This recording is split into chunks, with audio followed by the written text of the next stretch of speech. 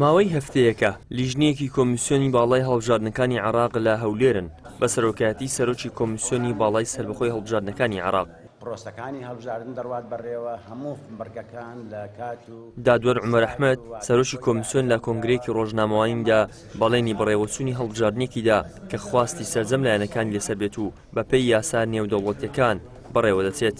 ئێمە هەموو هاوڵاتیانی خۆشەویست هەموو شەریکە ئەساسیەکانمان لە حیزب بەشداربووەکان لە کاندیدە سەربەخۆکان لە دەنگدەرانی بەڕێز ئاگادار دەکەینەوە دڵنیان دەکەینەوە کە کۆمیسیۆنی باڵای سەربەخۆ هەڵبژاردنەکان بەو پەڕی پیشەیانەوە بەو پەڕی بێلایەنانەوە ئەم پرۆسە گەورەی ئەنجام دەدات لە ڕۆژی 20 دەی ئەم ساڵدا ئینشاءالله هەڵبژاردنێک دەبێت لە ئاستی تموحی هەموو لایەکدا دەبێت بەپێی معایری نێودەوڵەتی بەڕێدەچێت و زۆر شەفاف دەبێت زۆر بەپاک و بێگەردی دەڕوات بەڕێوە ئینشاءالله.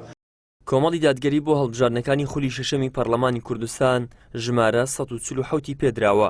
مەکتەبی هەڵبژاردن و ئاماریش دەڵێت بە پشتبەستن بە متمانەی دەنگدەرانمان لەم هەڵبژاردنە ژمارەی کورسەکانمان زیاد دەکەین.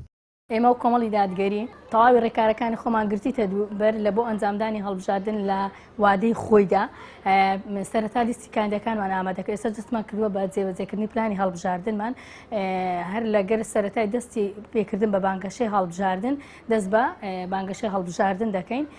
وهروها هەموو پلانەکان و پڕۆژەکانی ئێمەش بۆ ئەوەیە کەوا بتوانین متمانەی دەنگدەران زیاتر بەدەستبێنین و بتوانین ژمارەی کورسەکانمان لە پەرلەمانی کوردستان زیاد بکەین.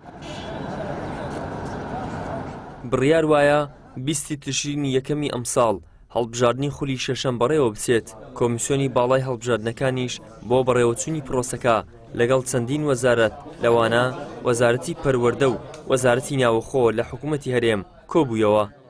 ئیدریس محەممەد، کەناڵی ئاسمانی پەیام، هەولێر.